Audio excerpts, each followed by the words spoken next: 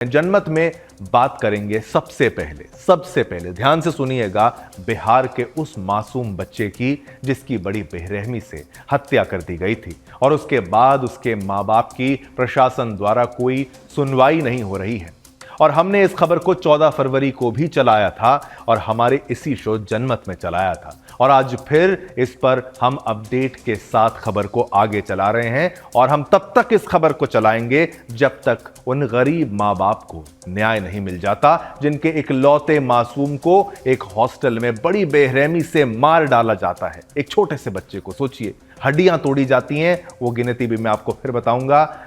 बेहद पीड़ा होगी आपको सुन के, मुझे बोलते हुए पीड़ा होती है। शायद बाकी चैनल्स के लिए यह खबर बड़ी ना हो, लेकिन सुदर्शन के लिए यह खबर बहुत मायने रखती है।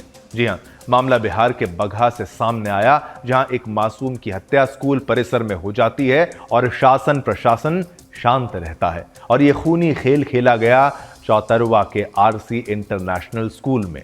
9 साल के साहिल राज का क्या कसूर था? क्या स्कूल में एडमिशन लेना ही इस बच्चे की सबसे बड़ी गलती थी? 20 दिसंबर 2024 को दाखिला होता है और 9 जनवरी 2025 को बच्चे की मौत हो जाती है। बच्चा स्कूल के ही हॉस्टल में रहता था। 9 जनवरी 2025 को शाम 4:30 पर अभिभावक को हॉस्टल से कॉल आता है कि बच्चे की मृत्यु हो गई है।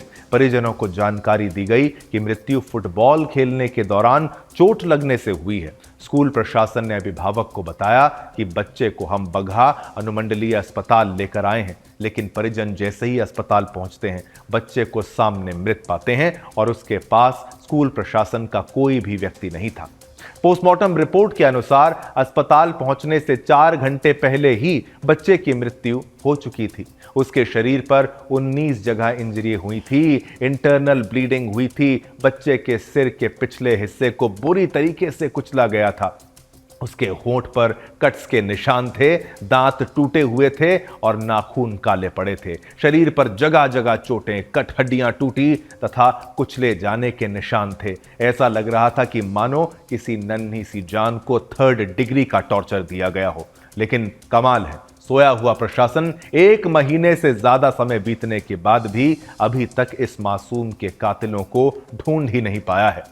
इस मामले में हमें जो अपडेट है, जो सूत्र हमें बता रहे हैं कि अब बच्चे के माता पिता वहां के डीएम से मुलाकात उन्होंने की तो उनका कहना है कि यह मामला हत्या का ही लग रहा है और इस मामले की जांच हत्या के एंगल से ही की जाएगी। ये सब सूत्र बताते हैं और जल्द दोषियों को पकड़ा जाएगा, ये भी सूत्र बता रहे हैं कि भाई ऐसी बात हुई है। लेकिन हैरानी की बात यह है कि अभी तक इस मामले पर जिले के एसपी का कोई बयान नहीं या फिर कोई और एक्शन नजर नहीं आया। किसी बड़े अधिकारी का, एसपी क्या, किसी का कोई एक्शन का कोई खबर नहीं, किसी नेता का अपडेट नहीं।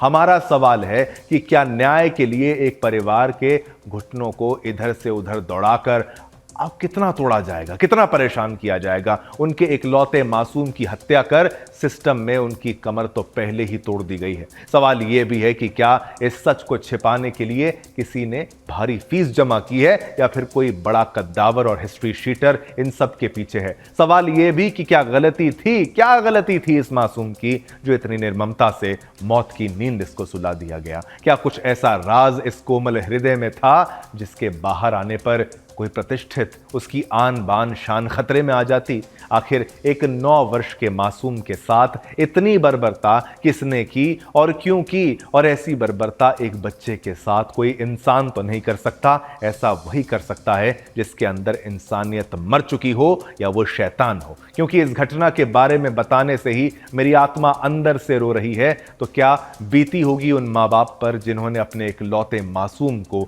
इस हाल में मृत अवस्था में देखा होगा? ये आप और हम ना सोच सकते हैं और ना ही अंदाजा लगा सकते हैं। आप में से कितने माँ बाप होंगे जिनके बच्चे छोटे होंगे, उस खबर की गंभीरता को समझ रहे होंगे। अब अपने बच्चे की बर्बरता से हत्या के बाद मासूम के माता पिता ने फैसला किया था, ये हमने आपको पहले भी बताया था, माता पिता ने फैसला किया था कि वो भी आत्मदाह करेंगे, वो भी आत्महत्या कर लेंगे। मासूम के माता पिता का कहना है कि हमारा इकलौता बेटा हमारे पास नहीं रहा तो अब हम जीकर क्या करेंगे।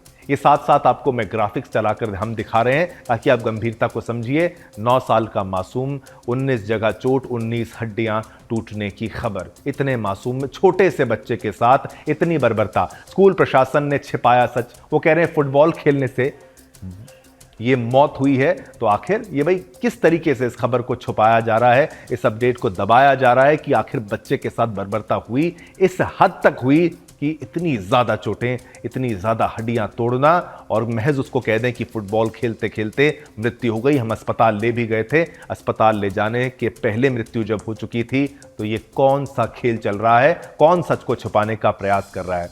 पिछली बार भी 14 फरवरी को भी जब मैंने खबर पढ़ी थी तो मैं खबर पूरी नहीं पढ़ पाया था, मेरी भी आंखों में आंसू थे। तो सोचिए उस माँ बाप के मन में क्या बीत रही होगी जो कह रहे हैं कि हम आत्मदाह कर लेंगे क्योंकि अब हमारा बच्चा नहीं रहा। मृत्यु एक चीज है, लेकिन इस बर्बरता से सोचिए, नन्ही सी जान को इतनी बेरहमी से मारना, इसकी सीमा नहीं है। इसका कितना भी खंडन किया जाए उसका कुछ नहीं मैं बोल सकता इसके बारे में, लेकिन एक्शन जब तक नहीं होगा हम तो इस खबर को लगातार दिखाते रहेंगे।